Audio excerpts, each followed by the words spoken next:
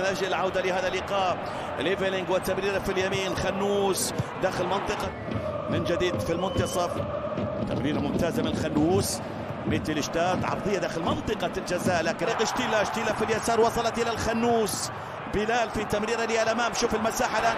شتوتغارت في الهجوم، شتوتغارت في الهجوم، تسديدة، هدف التعادل، هدف التعادل عن طريق أونداف من فرصة هدف لفرايبورغ إلى هدف محقق لشتوتغارت.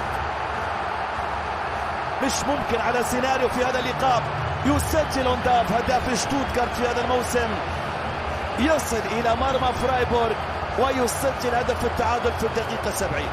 كبيرة من جانب الفريقين. هذه هي كرة القدم. تعود الكرة بعد ذلك إلى الخنوس.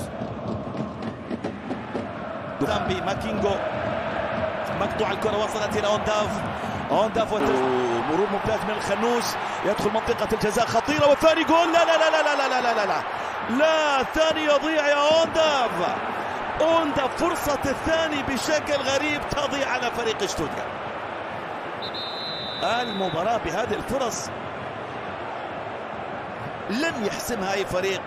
شوف بلال الخنوس. بطولة الدوري الأوروبي، هل يكون فرايبورغ يضيف اللقب الثامن للأندية الألمانية؟ هنا السقوط، هنا في درب الجنوب في ولاية بادن فورتنبرغ.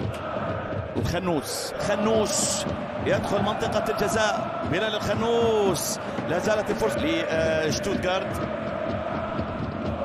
طويل أمام جارت وتحديد الحارس نوبل، تقدم من فوغيش داخل منطقة الجزاء. الخنوس عرضية خطيرة مع ديميروفيتش، ودخول بلال الخنوس كلاعب رقم 10. تغير الآن موجودة. شتيلا إلى الخنوس، الهدف الثاني يقترب، تزيد من المباراة عن طريق أونداف، تلعب للأمام. الخنوس لم يتوقع التمريرة، ممتازة كانت من أونداف لكن لم يتوقع بلال الخنوس. شوف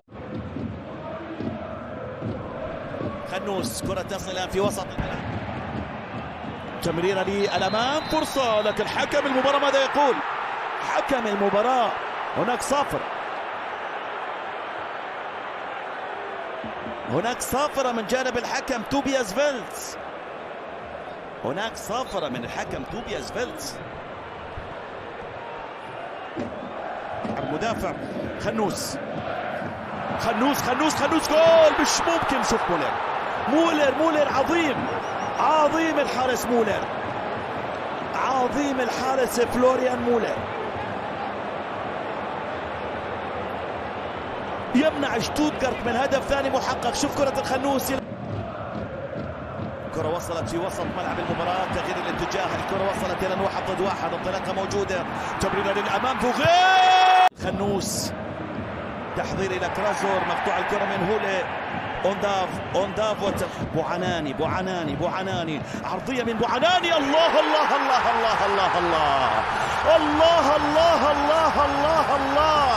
تياغو توماس في الوقت القاتل يرسل شتوتغارت إلى المباراة النهائية.